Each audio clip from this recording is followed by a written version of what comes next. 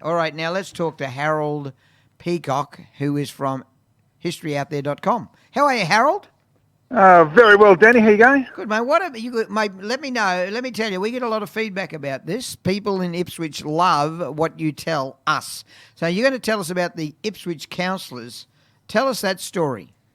Yeah, that's right. Look, this week I made a metal detecting discovery. I found a gas lamp from a really very early bicycle, and that led me to a strong North Ipswich mother, Matilda Bolter. But it's the compassion that the Ipswich Traffic Board showed her. That's what I want to tell you about today. Now, back in 1910, Matilda wrote a letter to the Traffic Board complaining about a 10-shilling fine that had been given to a 15-year-old son for riding a bicycle without a light. Right. Now, 10 shillings was a lot of money. That was the son's weekly wage. Right.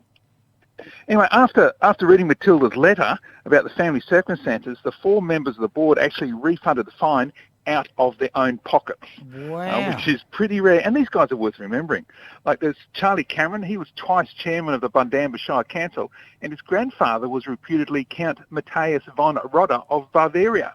Wow. And then there was Matthew Bogner, who was born on the Victorian goldfields and owned the Dinmore Pottery. There was Fred Johnson. He was the oldest established coach builder in Ipswich. His shop was on Brisbane Street, just up from you. And his brother was the undertaker right next door. And then there's Richard Watson. He was a butcher and had a bob each way because he was on both the Ipswich and Bundamba councils at the same time. Mm-hmm. And he actually became mayor of Ipswich just 3 months after refunding Matilda the money. So the compassion that these guys showed 110 years ago is pretty much forgotten, but it's worth remembering. I am not making this up. You just come out with some wonderful facts, particularly if you're a local, but even a Queenslander.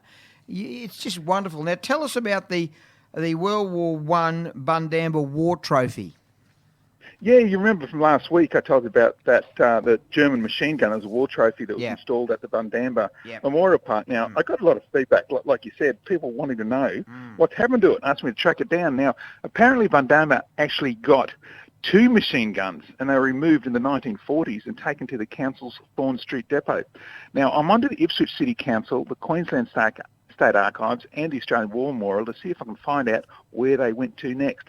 But this is an ongoing story. It's a lot of digging. But, hey, Bundamba wants its war trophies back, so I'll let you know how I go. Oh, look, and folks, as you listen out there, we've had feedback. Feedback to us now again. How do they feedback to us, Brad? westbremerradio.com.au. Just go to the Dr. Dan page and leave your comments there, or just send them through on Facebook. Or go to all the W's.historyouthere.com